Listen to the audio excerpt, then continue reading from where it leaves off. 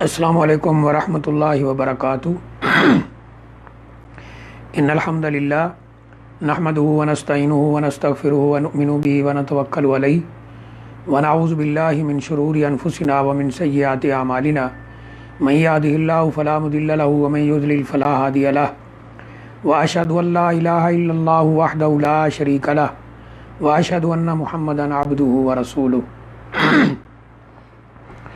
اما بعد فإن خیر الحدیث کتاب اللہ وخیر الہدی ہدی محمد صلی اللہ علیہ وسلم وشر الامور محدثاتها وکل محدثۃ بدعہ وکل بدعۃ ضلالہ وکل ضلالۃ فی النار۔ اعوذ باللہ من الشیطان الرجیم، بسم اللہ الرحمن الرحیم۔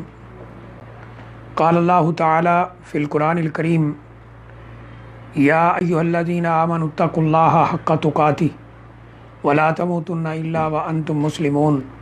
یا ایہا الذین آمنوا اتقوا اللہ وقولوا قولا سدیدا یصلح لکم اعمالکم ویغفر لکم ذنوبکم ومن یطع اللہ ورسولہ فقد فاز فوزا عظیما۔ قال اللہ تعالی فی القرآن، انا انزلناہ فی لیلۃ القدر وما ادراک ما لیلۃ القدر لیلۃ القدر خیر من الف شہر تنزل الملائکۃ والروح فیہا بإذن ربہم من کل امر سلام ہی حتی مطلع الفجر۔ وقال اللہ تعالی فی مقام آخر، انا انزلناہ فی لیلۃ مبارکہ انا کنا منذرین فیہا یفرق کل امر حکیم امرا من عندنا۔ وقال النبی صلی اللہ علیہ وآلہ وسلم، من قام لیلۃ القدر ایمانا و احتسابا غفر له ما تقدم من ذنبہ۔ قابل احترام بھائیوں، دوستوں، بزرگوں، انتہائی معزز ماؤں اور بہنوں، اللہ تعالیٰ نے یہ ہم پر بہت بڑا احسان کر رکھا ہے کہ اس نے ہمیں مسلمان بنایا، نبی اکرم صلی اللہ علیہ وآلہ وسلم کی امت کے اندر پیدا فرمایا، ہماری رہنمائی کے لیے اپنا پیارا کلام قرآن مجید کی شکل میں نازل فرمایا، اور ہمارے لیے اللہ تعالیٰ نے بے شمار نعمتیں ہمیں عطا کیں۔ اس پہ ہم اللہ تعالیٰ کا جتنا بھی شکر ادا کریں وہ کم ہے۔ ہم سب جانتے ہیں رمضان مبارک کا آخری عشرہ شروع ہونے والا ہے۔ اس عشرے کے اندر رمضان مبارک کی دیگر عبادات کے ساتھ ساتھ کچھ ایسی عبادات بھی الحمدللہ ان کا اہتمام کیا جاتا ہے جن کا تعلق خاص اس آخری عشرے کے ساتھ ہے، جن میں لیلۃ القدر کا قیام یعنی لیلۃ القدر کی عبادت ہے۔ اسی طرح مساجد کے اندر اعتکاف کا اہتمام ہے۔ اعتکاف کے بارے میں چند گزارشات پچھلے درس کے اندر آپ بھائیوں اور بہنوں کے سامنے رکھی گئی تھیں۔ آج کے اس درس میں دوسری اہم عبادت یعنی جو آخری عشرے میں کی جاتی ہے وہ ہے لیلۃ القدر کا قیام۔ اس کے بارے میں چند چیزیں عرض کرنا چاہتا ہوں۔ اللہ تعالیٰ سے دعا ہے اللہ تعالیٰ مجھے قرآن حدیث کی روشنی میں صحیح سے بات کرنے کی توفیق عطا فرمائے۔ اللہ تعالیٰ نے فرمایا،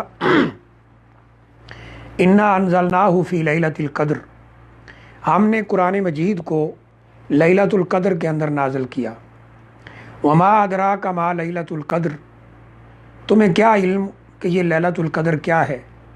لیلۃ القدر خیر من الف شہر، لیلۃ القدر 1000 مہینے کی عبادت سے بہتر ہے۔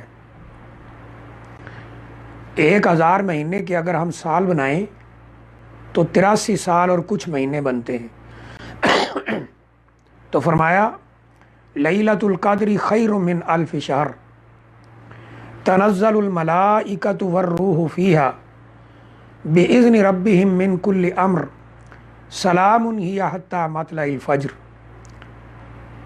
تنزل الملائکۃ والروح فیہا بإذن ربہم من کل امر سلام ہی حتی مطلع الفجر،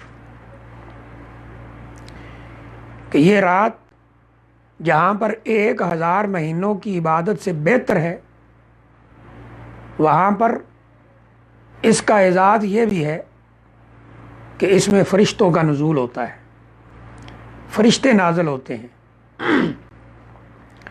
جبرائیل علیہ السلام اترتے ہیں، ان کے ساتھ بے شمار فرشتے اترتے ہیں۔ تنزل الملائکۃ والروح فیہا بإذن ربہم، اپنے رب کے حکم سے اترتے ہیں۔ کیا لے کر اترتے ہیں؟ من کل امر، اللہ تعالیٰ کا ہر حکم جو سال بھر کے متعلق ہوتا ہے وہ لے کر اترتے ہیں۔ اگر اس کو اس طرح پڑھیں کہ من کل امر سلام، تو مطلب ہوگا کہ ہر سلامتی والا حکم لے کر اترتے ہیں اس لیلۃ القدر کے اندر۔ اور اگر اس کا تعلق آگے جوڑتے ہیں تو سلام ہی حتی مطلع الفجر، یہ رات سلامتی والی رہتی ہے حتیٰ کہ فجر طلوع ہو جائے۔ اگر ہم اس چھوٹی سی سورہ مبارکہ کے اوپر غور کریں تو لیلۃ القدر کے کئی فضائل اس کے اندر بیان ہوئے ہیں۔ نمبر 1، انا انزلناہ فی لیلۃ القدر، ہم نے اس قرآن مجید کو لیلۃ القدر میں نازل کیا ہے۔ پہلی فضیلت کہ قرآن مجید اس رات میں نازل ہوا ہے۔ دوسری فضیلت، لیلۃ القدر خیر من الف شہر، 1000 مہینے کی عبادت سے بہتر ہے۔ تیسری فضیلت، تنزل الملائکۃ والروح فیہا، اس میں جبرائیل علیہ السلام اور ان کے ساتھ بہت سے فرشتے اترتے ہیں۔ بِإِذْنِ رَبِّهِمْ، یہ 5ویں فضیلت ہے، اپنے رب کے حکم سے اترتے ہیں۔ 6ٹھی فضیلت، من کل امر سلام، ہر سلامتی والا حکم لے کر اترتے ہیں۔ 7ویں فضیلت، سلام ہی حتی مطلع الفجر، یہ رات سلامتی والی رہتی ہے حتیٰ کہ فجر طلوع ہو جائے۔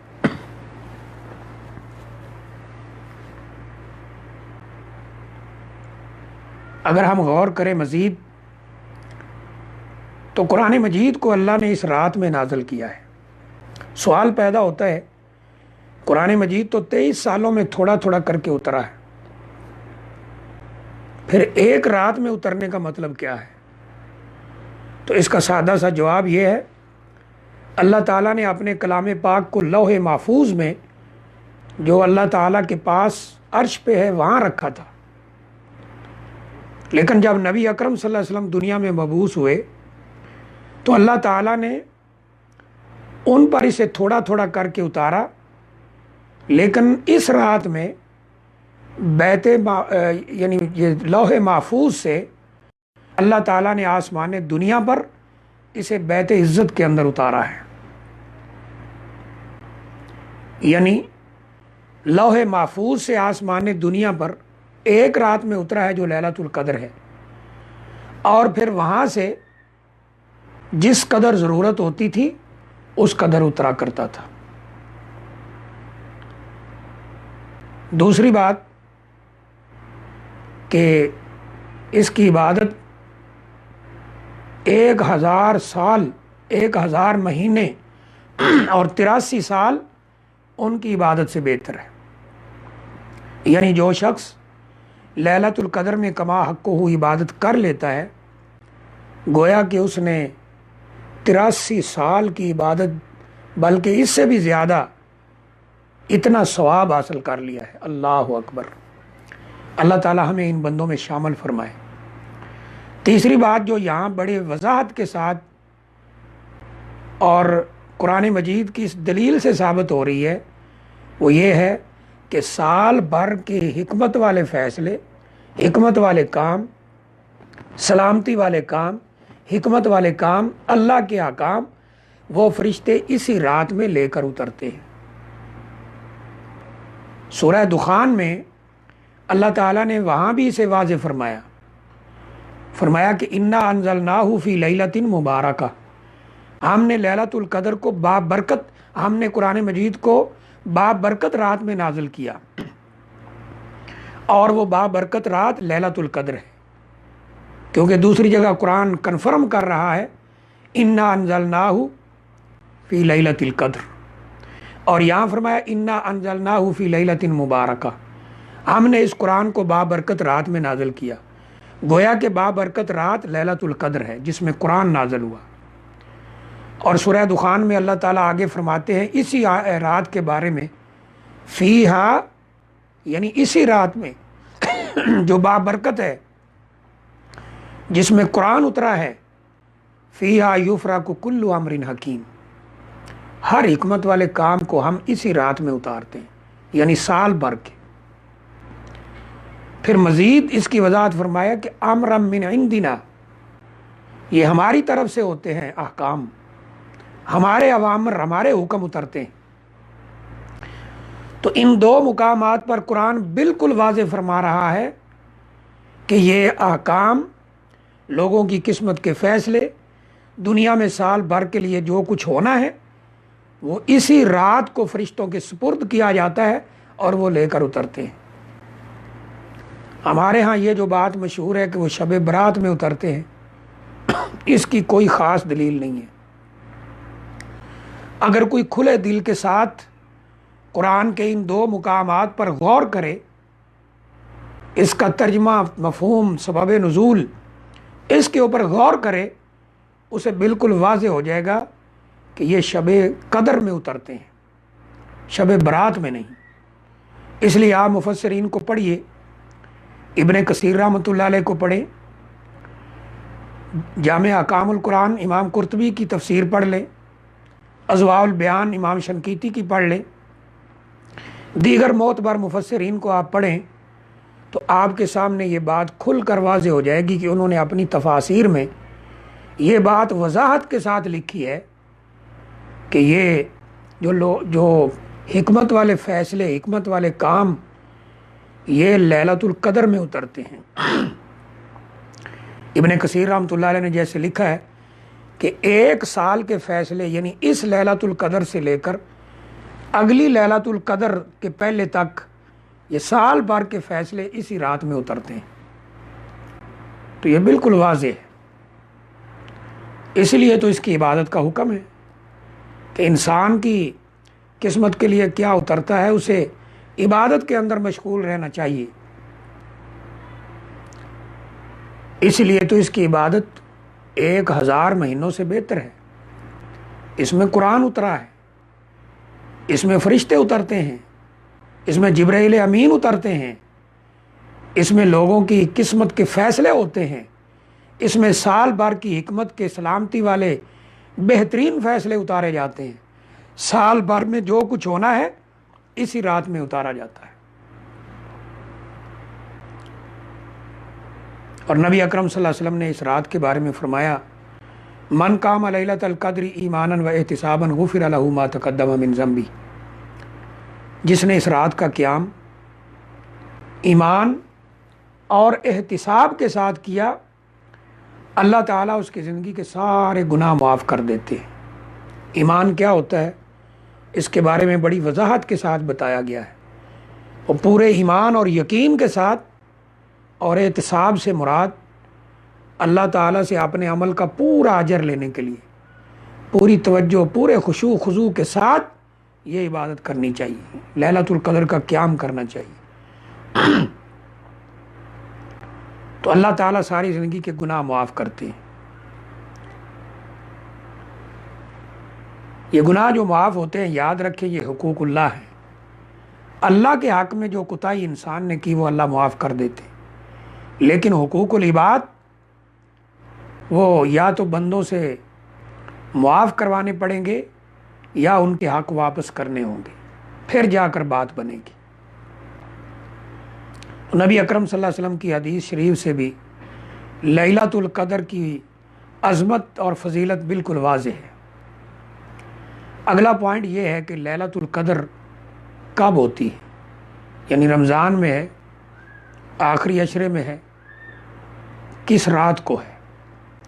تو یہ بات واضح ہے کہ یہ رمضان مبارک میں ہے، یہ بات بھی واضح ہے کہ یہ آخری عشرے میں ہے، کیونکہ رسول اللہ صلی اللہ علیہ وسلم نے خود فرمایا ہے کہ یہ رمضان المبارک کے آخری عشرے میں ہے، جیسا کہ بخاری شریف کے اندر فرمایا، بخاری شریف میں روایت موجود ہے، فرمایا فَالْتَمِسُوهَا فِي الْعَشْرِ الْأَوَاخِرِ، آخری عشرے میں اسے تلاش کرو۔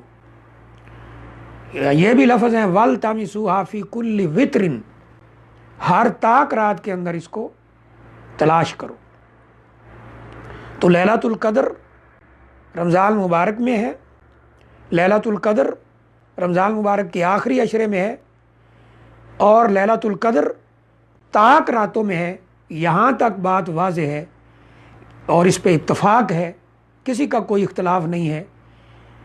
آگے جو اگلا پوائنٹ ہے کہ یہ کس طاق رات میں ہے، آیا 21 کو ہے، 23 کو ہے، 25 کو ہے، 27 کو ہے، 29 کو ہے، اس کے بارے میں بہت سے اقوال موجود ہیں۔ بہت سارے لوگوں کا نظریہ ہے کہ یہ 21 کو ہوتی ہے، بہت سارے لوگ کہتے ہیں 23 کو ہوتی ہے، بہت سارے لوگوں کا نظریہ ہے کہ 25 کو ہے، بہت سارے لوگ کہتے ہیں 27 کو ہے، بہت سارے لوگ کہتے ہیں 29 کو ہے۔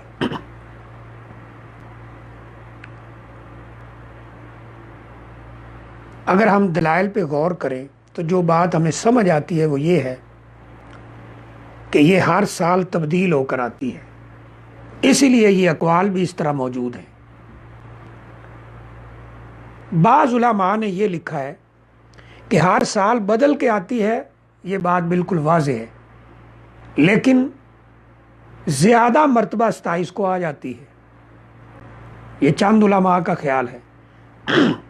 لیکن نبی صلی اللہ علیہ وسلم کا واضح فرمان ہے کہ وَالْتَمِسُوهَا فِي كُلِّ وِتْرٍ، اس کو وطر یعنی طاق راتوں میں تلاش کرو۔ فَالْتَمِسُوهَا فِي الْعَشْرِ الْأَوَاخِرِ، آخری عشرے میں تلاش کرو۔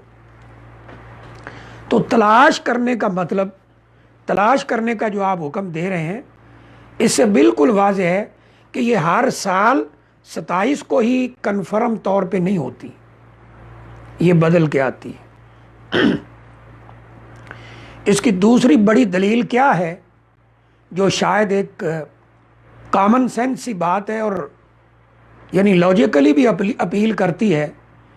دوسری بڑی اہم چیز جس سے یہ پتہ چلتا ہے یا دلیل کہہ لیں کہ یہ بدل کے آتی ہے، وہ ہے کہ نبی اکرم صلی اللہ علیہ وسلم نے اس کی نشانیاں بتائی ہیں، صحابہ اکرام نے اس کی نشانیاں بتائی ہیں۔ اگر یہ کنفرم طور پر ایک ہی رات میں ہوتی تو نشانیاں بتانے کا کوئی مقصد باقی نہیں رہ جاتا۔ نشانیاں بتانا یہ عقلی طور پر بھی ہمیں سمجھا رہا ہے کہ یہ بدل کے آتی ہے، اور واضح دلیل بھی ہے کہ یہ بدل کے آتی ہے، یعنی آپ نے فرمایا اس کو تلاش کرو، یہ دلیل بتا رہی ہے کہ یہ ہر سال بدل کے آتی ہے۔ اس کی علامات کیا ہیں؟ چند علامات نبی اکرم صلی اللہ علیہ وسلم سے ثابت ہیں، کچھ صحابہ اکرام سے ثابت ہیں، جو معتبر اور قابل اعتماد علامات ہیں۔ ان میں سب سے پہلی علامت نبی اکرم صلی اللہ علیہ وسلم نے فرمایا کہ جس رات لیلۃ القدر ہوگی، اگلی رات سورج بغیر شعاؤں کے ہوگا، اس کی شعائیں نہیں ہوگی، بغیر شعاؤں کے نکلے گا۔ جیسا کہ مسلم شریف میں آپ نے فرمایا انہا تطلع یومئذ لا شعاع لہا، یہ اس دن ایسے نکلے گا کہ اس کی کوئی شعاع نہیں ہوگی۔ یہ بالکل کنفرم نشانی ہے۔ دوسری نشانی جو بعض محدثین نے نبی اکرم صلی اللہ علیہ وسلم سے باقاعدہ سند کے ساتھ ذکر کی ہے، وہ ہے کہ یہ رات نہ زیادہ گرم ہوگی نہ ٹھنڈی ہوگی، یعنی اس میں نہ شدید گرمی ہوگی نہ شدید سردی ہوگی، لا حارتن ولا باردتن، نہ بہت زیادہ ٹھنڈی نہ بہت زیادہ گرم۔ یعنی اگر یہ فل گرمیوں کے اندر بھی آئے گی تو مطلب یہ ہے اس رات آ کر گرمی کا زور ٹوٹ جائے گا، شدید سردی میں آئے گی تو سردی کا زور ٹوٹ جائے گا۔ تو نہ یہ زیادہ گرم ہوگی نہ ٹھنڈی ہوگی۔ ایک اور نشانی جو صحابہ اکرام سے ملتی ہے، عبادہ بن صامت رضی اللہ تعالیٰ عنہ فرماتے ہیں کہ یہ النقا والصفا، یعنی یہ بالکل صاف ستھری رات ہوگی، صاف ستھری رات ہوگی۔ یہ بھی نشانی بیان کی گئی ہے۔ اور یہ اس طرح کے اقوال صحابہ اکرام سے بھی ملتے ہیں۔ حضرت ابی بن کعب رضی اللہ تعالیٰ عنہ فرماتے ہیں کہ سورج بغیر شعاؤں کے نکلے گا۔ سیدنا عبداللہ بن عباس رضی اللہ تعالیٰ عنہ فرماتے ہیں کہ اس میں جو فضا ہے وہ معتدل ہوگی، نہ سردی نہ گرمی۔ اور عبادہ بن صامت رضی اللہ تعالیٰ عنہ فرماتے ہیں یہ رات صاف ستھری ہوگی۔ اور بعض جگہ یہ بھی اشارہ ملتا ہے کہ یہ رات دلوں کو اطمینان بخشنے والی ہوگی، دل اس میں سکون پکڑیں گے، اطمینان پائیں گے۔ گویا کہ یہ وہ نشانی ہے جو مومن بندوں کے ایمان کے ساتھ تعلق رکھتی ہے، جو مومن بندوں کے ایمان سے تعلق رکھتی ہے۔ جو مومن ہیں، جن کو شوق ہے اس رات کا، جن کے دل میں ایمان پختہ ہے، ان کے دلوں کو سکون ہوگا اس رات کو۔ اور اس میں فرشتوں کا نزول بھی بعض نشانیوں میں بتایا گیا، اگرچہ ان کو دیکھنا تو محال ہو، لیکن ان کا نزول وہ قرآن مجید میں بھی ذکر ہے۔ اور سیدنا ابو ہریرہ رضی اللہ تعالیٰ عنہ فرماتے ہیں کہ ان الملائکۃ تلک اللیلہ اکثر فی الارض من عدد الحصا، کہ اس رات فرشتے یعنی لیلۃ القدر میں اتنے زیادہ ہوں گے کہ اتنے پتھر کی کنکریاں بھی زمین میں نہیں ہیں، یعنی اتنی زیادہ تعداد میں اتریں گے۔ تو یہ چند نشانیاں ہیں جو ایسی ہے کہ ان پہ کچھ اعتبار کیا جا سکتا ہے۔ ہمارے ہاں بعض نشانیاں ایسی بیان کی جاتی ہیں جن کی کوئی دلیل نہیں، کوئی پروف نہیں، کوئی سر نہیں، کوئی پاؤں نہیں، کہ اس رات کتے نہیں بھونکیں گے، اس رات چوری نہیں ہوگی، اس رات کوئی جرم نہیں ہوگا، اس رات کوئی تارا نہیں ٹوٹے گا، وغیرہ وغیرہ۔ بعض لوگوں نے اسے اپنی کتابوں میں ذکر بھی بہرحال کیا ہے، یہ تارا ٹوٹنے والی۔ تو بہرحال یہ چند علامات ہیں۔ سورج بغیر شعاؤں کے طلوع ہوگا، یہ بالکل 100% پکی علامت ہے۔ اگلی بات یہ ہے کہ اما عائشہ رضی اللہ تعالیٰ عنہ نے، جیسا کہ ترمذی شریف کے اندر روایت موجود ہے، انہوں نے نبی اکرم صلی اللہ علیہ وسلم سے پوچھا تھا کہ اللہ کے رسول صلی اللہ علیہ وسلم، اگر یہ رات میں پا لوں، مجھے محسوس ہو جائے کہ یہ رات ہے، تو میں کون سی دعا کروں؟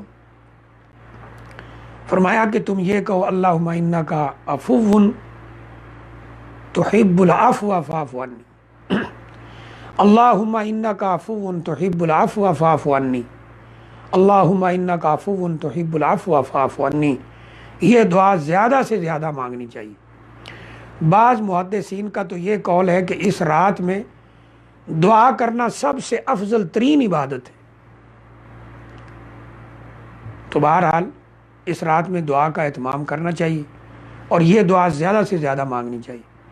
آخری بات یہ ہے کہ اس رات کو ہم کیسے گزاریں۔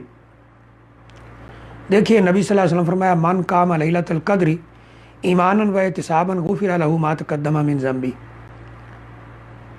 کہ جو اس کا قیام ایمان احتساب کے ساتھ کرے گا، اس کی زندگی کے گناہ اللہ معاف کرے۔